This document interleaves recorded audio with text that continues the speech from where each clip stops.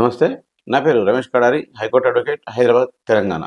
మహాకుంభమేళ, మహాకుంభమేళ యొక్క ప్రాధాన్యత ఏమిటి? మహాకుంభమేళ చరిత్ర గ్యాదరింగ్ ఇప్పుడు 144 సంవత్సరాల తర్వాత వస్తున్నటువంటి ఈ మహాకుంభమేళకు ప్రపంచ చరిత్రలోనే అతిపెద్ద గ్యాదరింగ్ ఏర్పడడానికి గల కారణాలు ఏమిటి? ఇంత హిందువులలో ఇంత ఐక్యత ఉందా అని విషయాల గురించి మనకు తెలుసుకోవాలనుకుంటున్నామా?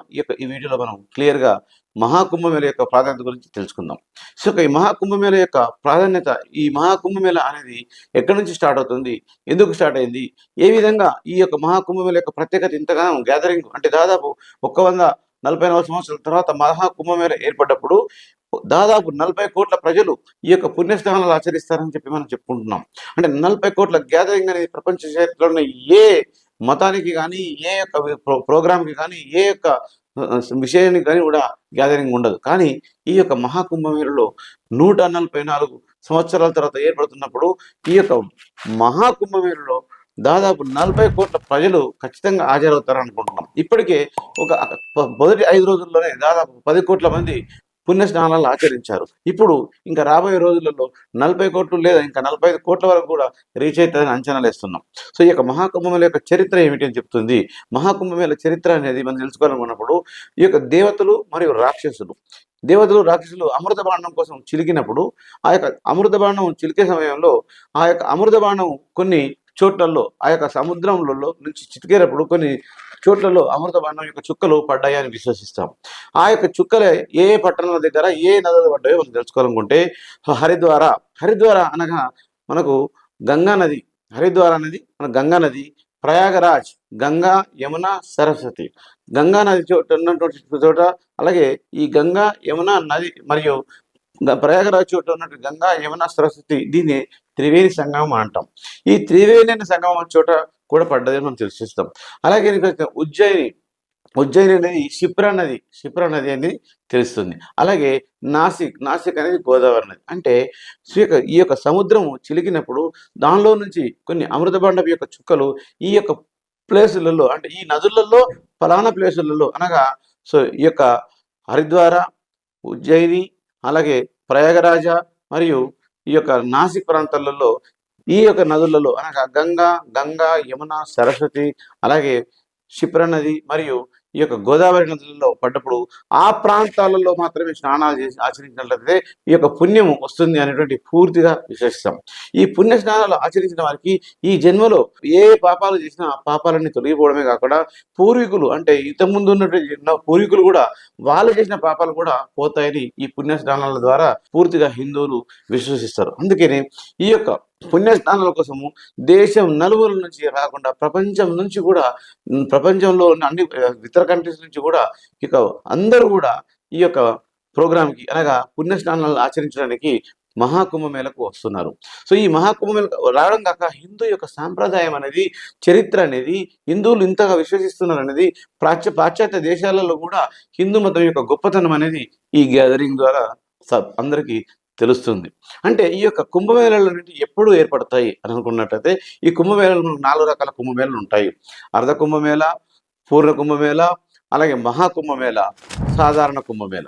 సాధారణ కుంభమేళ అనేది తిథులు, నక్షత్రాలు దాని మీద ఆధారపడి ఈ యొక్క సాధారణ కుంభమేళలు ఏర్పడతాయి. సో, అలాగే అర్ధ కుంభమేళ అన్నది ప్రతి 6 సంవత్సరాలకు ఒకసారి ఈ అర్ధ కుంభమేళ ఈ యొక్క కుంభమేళ స్నానాలు ఆచరిస్తారు. అలాగే పూర్ణ కుంభమేళ అనగా మనకు ప్రతి 12 సంవత్సరాలకు ఒకసారి ఏర్పడేటువంటి ఈ యొక్క పుణ్యస్నానాలు ఆచరించడానికి ఉపయోగించేటువంటి మేళనే పూర్ణ కుంభమేళ అని భావిస్తాం. 2019 సంవత్సరంలో పూర్ణ కుంభమేళ జరగడం జరిగింది. అందులో దాదాపు 25 కోట్ల వరకు పబ్లిక్ ఈ యొక్క పుణ్యస్నానాలు ఆచరించి పునీతులయ్యారు. అలాగే ఈ యొక్క హిందూ మతంలో అతిపెద్ద గ్యాదరింగ్ అనేది ఇప్పుడు హిందువుల కోసమే కాదు, ఎవరు ఆచరించినా ఈ పుణ్యస్నానాలు వారి యొక్క పాపాలు పోవడమే కాక ఈ యొక్క గతంలో ఇంతకుముందు ఉన్న పూర్వీకుల పాపాలు కూడా పోతాయని పూర్తిగా విశ్వసిస్తాం. ఈ యొక్క మహాకుంభమేళకు ఇంత ఖర్చు పెట్టడం అని చాలామంది అన్య మతస్థులు కానీ, కొందరు వితరణవాదులు కానీ లేదా మిగతా వారు కానీ అంటున్నారు. కానీ అది చాలా తప్పు. ఎందుకంటే ఇది ఏదో అనుకొని చేసిన ప్రోగ్రాం కాదు. ఇది కొన్ని వందల సంవత్సరాల నుంచి సో నాగసాధువులు కూడా ఈ ప్రోగ్రాం కొన్ని వేల మంది వేల సంఖ్యలో, లక్షల సంఖ్యలో నాగసాధువులు కూడా ఎక్కడ ఉంటారో వాళ్ళకి తెలియదు, కానీ ఇక్కడ వచ్చి స్నానం చేస్తున్నారు.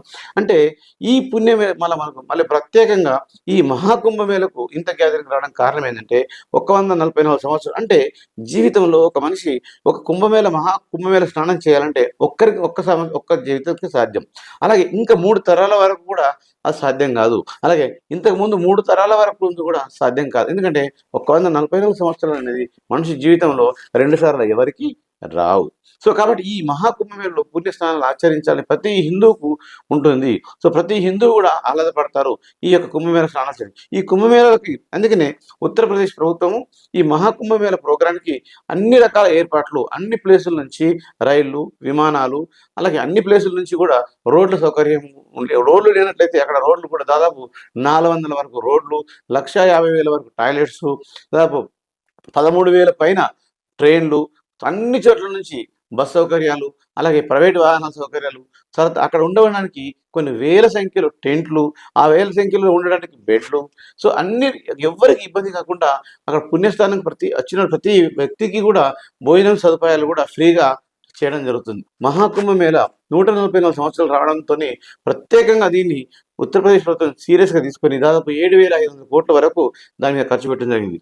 అంత ఖర్చు వృధా అని అనుకున్న వాళ్ళకి దానికి 4 రేట్లు దాదాపు 2 లక్షల కోట్లు పైన 2 లక్షల కోట్ల పైన ఆదాయం కూడా అన్ని రకాల పబ్లిక్ దీని ద్వారా జనరేట్ అవుతుంది. అంటే డబ్బు అనేది ఖర్చు పెట్టేయడానికి కాకుండా దాంతో ఎంత జనరేట్ అవుతుందని కూడా ఆచరించుకోవాలి. సో ఈ విషయాన్ని ఆలోచించుకున్నప్పుడు అది డబ్బు అనేది వ్యవహారం కాదు, కానీ ఇలాంటి ప్రోగ్రాం వల్ల ఒక యూనిటీ ఎలా ఉంటుంది. సో ఈ హిందువుల యూనిటీ లేదు అని చాలా మంది మాట్లాడుతుంటారు, కానీ ఇలాంటి ప్రోగ్రాం వచ్చినప్పుడు తెలుస్తుందో ఇంత యూనిటీ ఉంటుందా, ఒక దేశంలో ఇంత యూనిటీ ఉందా. ప్రతి దేశం కూడా ఇవాళ ఈ యొక్క హిందూ దేశము అనేటువంటి భారతదేశాన్ని చూస్తుంది, ఈ యొక్క పుణ్యస్థానాల గురించి తెలుసుకుంటుంది. పాశ్చాత్యులు కూడా ఇక్కడికి వచ్చి స్నానాలు చేసుకుని వాళ్ళు కూడా పునీతులు అవుతున్నారు.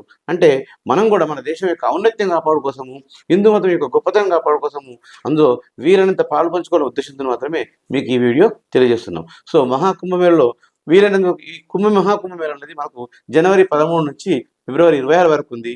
ఇంకా వెళ్ళాలనుకున్న వాళ్ళకి కూడా మంచి అవకాశం ఉంది. వెళ్ళడానికి కూడా చాలా రకాల సౌకర్యాలు కూడా ఉన్నాయి, మీరు ఉపయోగించుకోవచ్చు. Thank you.